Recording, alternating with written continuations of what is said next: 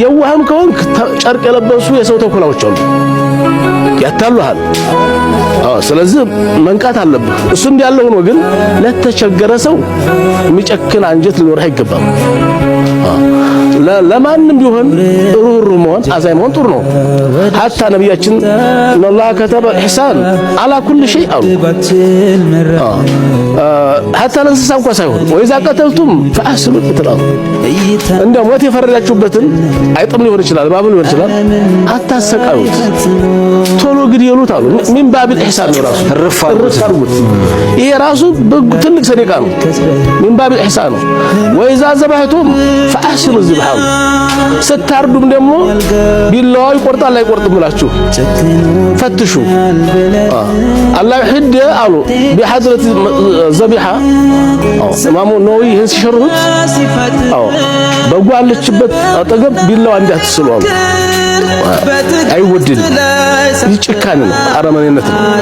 በጉ ሳይሰማ ወይዛ ዘበቱም ዋሂደተን فلا تذبحوها بحضرة الأخرى ሌላው አያለች አንዷ እዛ አጠገብ ሆነ አንዷን አትረዱ አሉ። ምንም ባይነገር ይሄ ምን ባቢል ኢህሳን ተደግነት የመነጨ ነው። የዋህነታችንን እንደ ሞኝነት የምትቆጥሩ ሞኝ ሰዎች አንድ ነገር ልንገራችሁ። የዋህነት ማለት እንደናንተ ቀሽም አስተሳሰብ ሞኝነት ማለት ሳይሆን ይልቁንስ ከአንድ ስህተት ይልቅ ብዙ ትክክለኝነቶችን ማየት መቻል ማለት ነው። የዋህነት ማለት ለእኔ ብቻ ከማለት ይልቅ ለእኛ ማለት ነው። የዋህነት ማለት ከአረመኔ ልብ ይልቅ ሩህሩህ ልብን መያዝ ማለት ነው። ሰውን በአንድ ድርጊት ከመዳኘት ጊዜ ሰጥቶ ጥሩንም መጥፎንም መታዘብ ማለት ነው። ሰው ራሱን እንዲያስተካክል እድል መስጠት ማለት ነው። የዋህነት ማለት በቀልን ለፈጣሪ መተው ማለት ነው። እናንተ ብልጥነን ብላችሁ ከኛ ያስበለጣችሁትን ቁሳቁስና ጥቅማጥቅም ዋጋው ከሰው በታች እንደሆነ መረዳት ነው የዋህነት ማለት። ስለዚህ ከገባህ የዋህ ሰው ሳይሆን ሞኝ፣ የዋህነትን እንደ ሞኝነት የምትቆጥረው አንተ ነህ ሞኝ። ሰላም ሁኑልኝ። አደራ እየዋሹህ ነው፣ ቶሎ ንቃ። በዚህች ዓለም ላይ ስንኖር በየቀኑ የሚዋሹህ የሚሸነግሉህና ከእውነተኛ ግብህ የሚያርቁ ሶስት ትላልቅ ሌቦች አሉ። ካልነቃህባቸው እድሜህን ሰርቀው ባዶ እጅህን ለሞት አሳልፈው ይሰጡሃል። ይሄም ላንቺ ነው ይላል። በውበትሽማ ታቶልሻል አቻ ይቀናል ፍጥረቱ። ጸባይሽን ተይው ሸይጣን አደባለው ከእንዳንቺ አይነቱ። ተውበሻል ብለው ቃላቴ ሲያደንቁሽ ብዙ እንዳትተብሺ። እንደውም ፍቅር ባያወረኛ ይጣምራል ካንቺ። ደሞ ምሰሶ ነበርኩኝና እወቀው ይፈርሳል አልሽው። ምሰሶ ነበርሽ ሰማይ መሆን የረሳሽው። የገላ ውበት እንዴት ያስረሳል ሰሪውን ጌታ። ያቅለሸለሽኝ እንደ ፊርዓውን ያረገሽ ለታ። አጀብ ያሰኘኝ ኢማኑን በኩፍር እንደቀየረው ሞኙ ነጋዴ ጌታዬን በአንቺ ቀየርኩትና ከሰረ ንግዴ። ወይኔ ሳቅሽብኝ በኔ ስትስቂ ያለቀስኩኝ ያልኩኝ ባላሳኳት። ሳቅሽን ሳይሆን ነው ያልኩት ባላወቅኳት። ልንገርሽማ ራደልሽ ልቤ ውብ ከንፈርሽን ሲለጠጥ አይቶ። ደንቆሮ በሆንኩ አለ ጆሮዬ ድምፅሽን ሰምቶ። ሲያንገበግበኝ ውበትሽን ሲለኝ የስሜት ፍሙ። ምነው ባስቆምሽኝ ይከፋል ባልሽኝ የጀሃነሙ። ብቻዩን ተዩ ሰለዋት ይወረድ በጠይባው ነቢ በሚስከላምበር። ሰለዋት ባይኖር እንዳንቺ እስክፋት ገለሽኝ ነበር። ዱንያሽ ጌጡ ሸፍኖኝ ነበር የአኼራን ጣዝማ። እንኳንም ተውሽኝ ጌታሽ አሳየኝ የፍቅርን ማማ። የጥላቻ ጎርፍ ሲነጠው ቤቴን ሲጠላኝ ኗሪ። ከአላህ መሻት ዝንፍ አልልም ካሰኘሽ ቅሪ አውዛው ቅሪ። ይሄም ላንቺ ነው። አላህ ነው የኔ ቅርብ ወዳጄ ብሎ የሚያስብ ሰው ውስጡ ሙሉ ነው የሚሆነው። ውስጡ የተረጋጋ ነው የሚሆነው። ተጠሪው አላህ ነው፣ ረዳቱ አላህ ነው። የመረበሽ የባዶነት ብቸኝነት ስሜትን የሚያርቅ ትልቅ የአላህ ስም ነው አልወሊይ። አልወሊይን ስንረዳ ብቻችን አይደለም። ወላጅ አጥነን ግን አይደለም፣ ግን አለን አላህ። ገንዘብ የለንም፣ ሰዎች በገንዘብ በሚለኩበት ዓለም ውስጥ ግን ብቸኛ አይደለም። አይደለንም። ዝቅተኝነት አይሰማንም። አንተ የአደም ልጅ ሆይ ፈልገኝ ታገኘኛለህ። ወጀድተኒ ወጀድተ ኩል ሸይ ወይም ፈቀድተኒ ፈቀድተ ኩል ሸይ። እኔን ካገኘህ ሁሉን ነገር አግኝተሃል። እኔን ያገኘ ምን አጣ? እኔን ያጣ ምን አገኘ?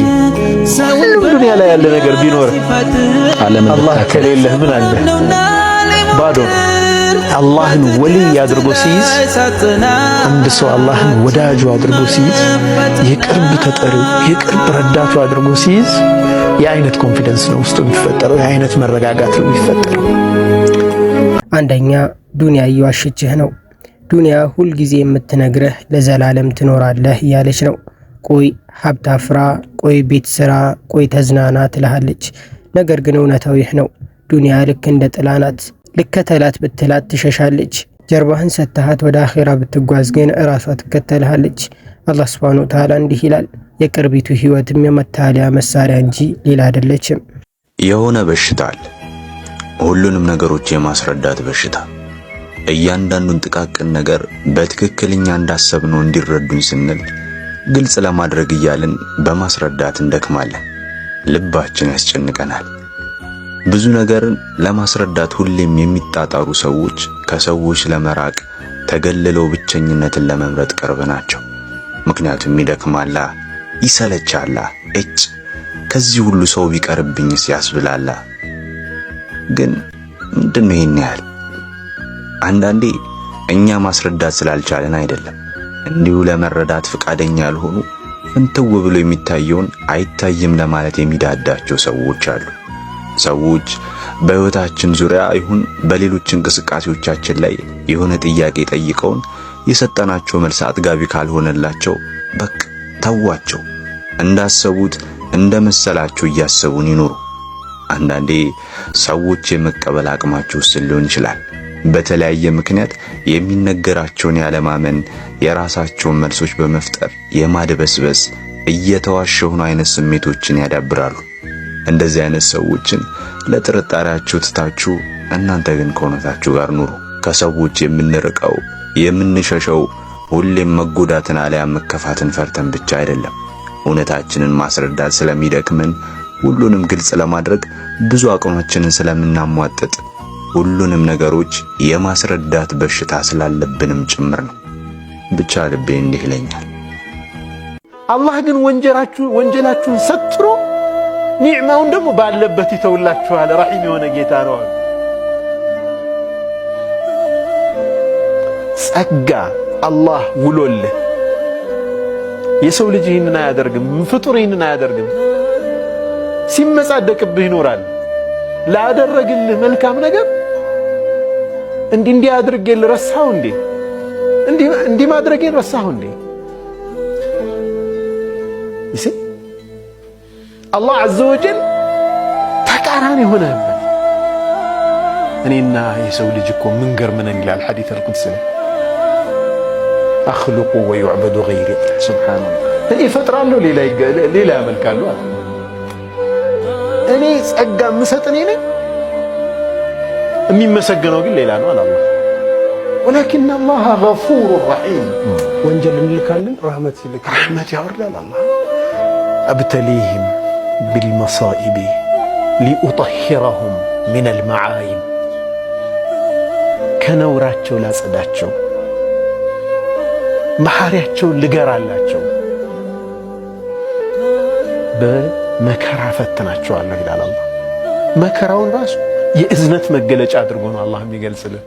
ፈተና ቆንጠጥ ስንደረግ እንድንመለስ እንዳንጠፋ በዛው ብለን ደንገጥ ብለን እንድንቆም ሸብረክ ፍሬን እንድንይዝ ያቺ ቁንጠጣ ትመጣለች።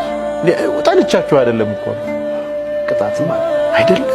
ወአና ጠቢቡሁም ነው የሚለው አላህ። እኔ ሐኪማቸው ነኝ። ሕክምናው ደግሞ በሙሲባ ይመጣል። ሙሲባ ጣል እያደረገ ያክማቸዋል። ቢላሂ ምንም አይነት ችግር ባይኖር እንደኛም ይጠፋል እንዴ? ወደ አላህ እንድንዋደቅ የሆነ ክፍተት ይፈጥርብሃል። በዛ ክፍተት ስብዕና ይታነጻል፣ ማንነትህ ይገነባል፣ ወደ አላህ የበለጠ ትቀርባለህ። ሁወል ገፉር ረሒም። እዝነቱ ይህን ያክል ነው የሚባል አይደለም። አላህ ዐዘ ወጀል ሁለተኛ ሸይጣን እየዋሸህ ነው። ትልቁ የሰው ልጅ ጠላት ሰይጣን የሚዋሽህ በሁለት መንገድ ነው። አንደኛ በወጣትነትህ ገና ነህ ተዝናና፣ ተውባ ለማድረግ ገና እድሜ አለህ ይልሃል። ሁለተኛ ስትበድል አንተ ወንጀለኛ ነህ አላህ አይምረህም ተስፋ ቁረጥ ይልሃል። አትመነው፣ እሱ የሚፈልገው አንተን ይዞ ገሃነም መግባት ብቻ ነው። አላህ መሃሪ ነው፣ በሩ ደግሞ ሁሌም ክፍት ነው። የዋህነታችን ዋጋ አስከፈለን እንጂማ እኮ ይላል ነበር። የዋህነታችን ግን ዋጋ አስከፈለን። ሰዎች ምን አሉን? ጅል ምንም ማናቃረም ሳናቀርተን አይደለም ያረዳልት ነገሩን ለማለፍ ነው፣ ህይወትን ለማሸነፍ ነው። አይምሰልህ። መቻች ወዳችኋል። አንዲት እህት አሁን ወደዚህ ፕሮግራም ከመምጣቴ በፊት በጣም ልቧ ተሰብሮ ድምጽ መልእክት ላከችልኝ። በጣም ተስፋ ያደረገችው ባለቤቴ ይሆናል ብላ ተስፋ ያደረገችው ሰው ድንገት ስልኳን ያነሳ ዘጋባት። በቃ አስበሃል፣ ብዙ ነገር አልማለች ምናምን አይደል ፕላን አድርጋለች። ይሄው መናገር እንኳን አትችልም። በቃ የልቧን ስብራት በድምጿ መረዳት ቻልኩ። አንድ ነገር ነው ያልኳት፣ ይህ ሰው ስለሚጠቅምሽና የሚጠቅምሽ መሆኑንና የማይጠቅምሽ መሆኑን የሚያውቀው አላህ ብቻ ነው። ወደ አላህ ተጠቂ። የሚጠቅምሽ ከሆነ አላህ ያመጣዋል፣ ቀሱ ጋር ተንጠልጠል። የማይጠቅምሽ ከሆነ ደግሞ በሚጠቅምሽ ይተካዋል አላህ ሱብሃነሁ ሶ ለዓለሁ ፊ ኸይር ያልከታ ወላሁ يعلم وانتم لا تعلمون። አላህ ያውቃል እናንተ ግን አታውቁም ይላል አላህ ሱብሃነሁ ወተዓላ። ስንት ጉዳዮች አሉ መልካም ሆነው እያሉ ለእናንተ መጥፎ የሆኑ ይላል። መጥፎ ሆነው እያሉ ለእናንተ ጥሩ የሆኑ ይልና ወዐሳ አን ትሕቡ ሸይአን ልትወዱት ትችላላችሁ አንድ ነገር ለእናንተ ክፉ ሆኖ መጥፎ ሆኖ እያለ ልትጠሉት ትችላላችሁ ለእናንተ ጥሩ ሆኖ እያለ ሲቋጨው ምን አለ አላህ ወላሁ يعلم وانتم لا تعلمون። አላህ ያውቃል እናንተ አታውቁም። አላህ ልብሽን ከሰውየው ማንጠልጠል አውጪው ነው ያልኳት። በቃ ቁም ይበራልሽ እሺ።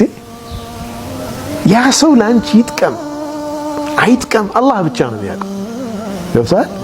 እንዲህ አይነት ሰበብ ይኖራል። አሁን ትዳር ፕሮሰስ ይጀምራል አንድ ሰው፣ ይህ ሰበብ ነው።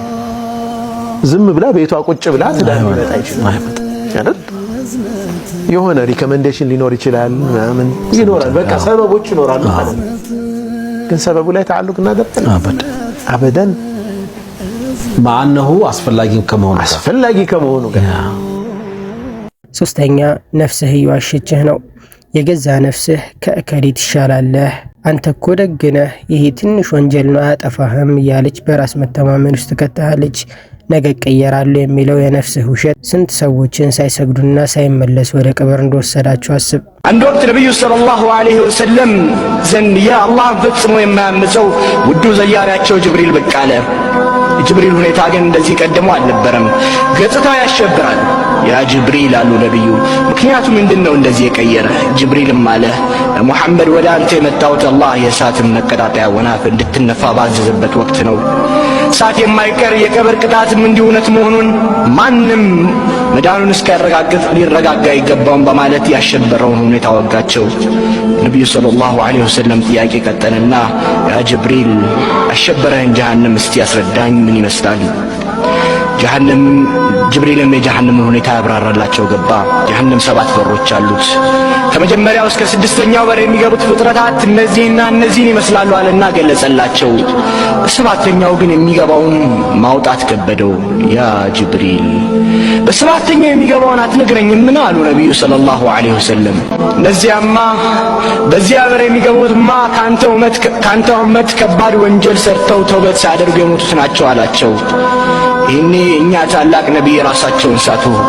ጅብሪልም እስኪነቁ ራሳቸውን ጭኑ ላይ ያደረገና ጠበቃቸው። ሲነቁም ያ ጅብሪል መከራዬ በዛ ሐዘኔም በረታ፣ ከኔ ኡመት ጀሃነም የሚገባልን አሉት። አዎ ታላላቅ ወንጀልን የሚሰሩት አላቸውና አብሯቸው ያለቅስ ገባ። ረሱሉ ይሄኔ ያ ጅብሪል አንተም ታለቅሳለህ? ጅብሪልም እንዴት አላለቅስ? የኔንስ መጨረሻ በምን አውቃለሁ? ኢብሊስ እኮ ከመላእክት በላይ አላህን ይገዛ ነበር አላቸው።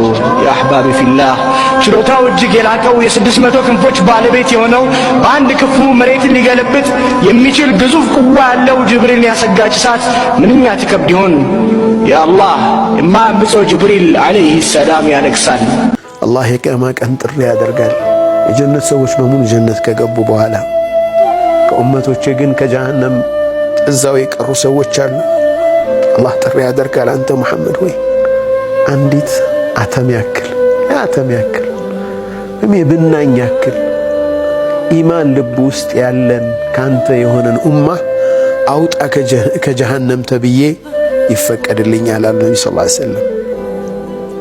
ሰዎችን ሄጄ አስወጣለሁ ከጀሃነም።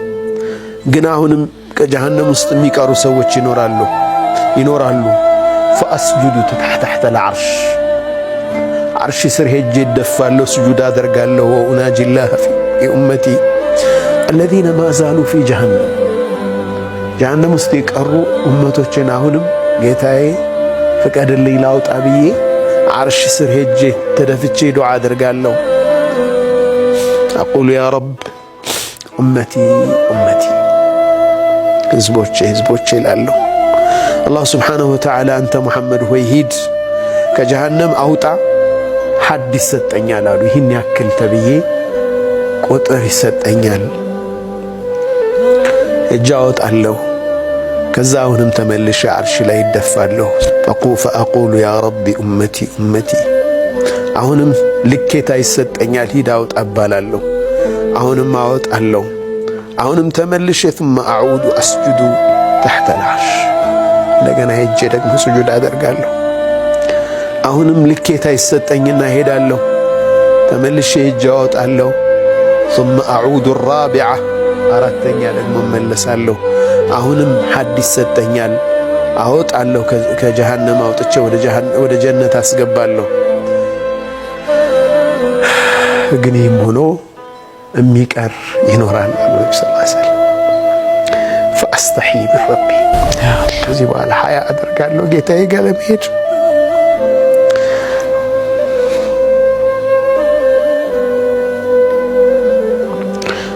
ከዛ አላህ ሱብሓነሁ ወተዓላ ጥሪ ያደርጋል።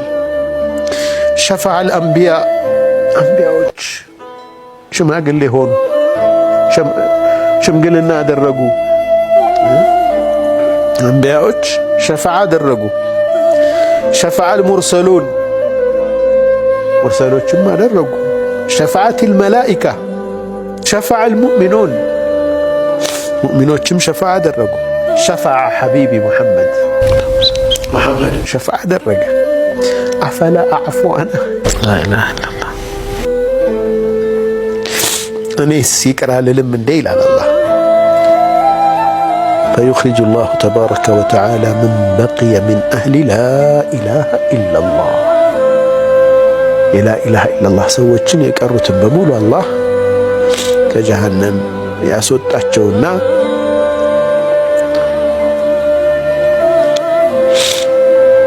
كسلوا በጀሃነም እሳት ነህር አልሐያህ የሚባል ውስጥ ያስገባቸዋል ይላሉ። ከዛም እንደ አዲስ ይበቅላሉ፣ ይታደሳሉ። መክቱም ግንባራቸው ላይ ይጻፍላቸዋል። ሃኡላኢ ዑተቃኡላሂ ሚነናር እነዚህ ከአላህ ከጀሃነም ነፃ ያወጣቸው ተብሎ ይጻፍላቸዋል።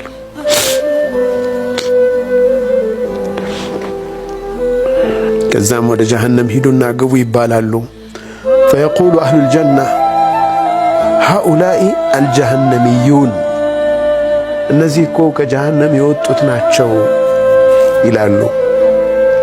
የጀባር የአላህ ስብሓነሁ ወተዓላ ነፃዎች ናቸው፣ አላህ ነፃ ያደረጋቸው ናቸው። ሃኡላኢ ዑተቃኡ ረሕማን ሚነናር አዛኝ የሆነው ጌታ ከጀሃነም ነፃ ያወጣቸው የአላህ ነፃዎች ናቸው ይባላሉ።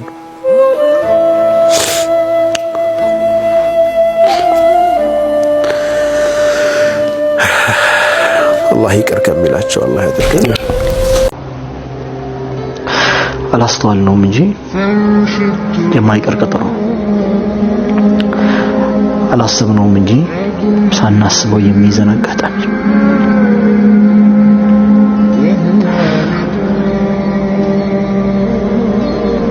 አሊ ብን አቢ ጣሊብ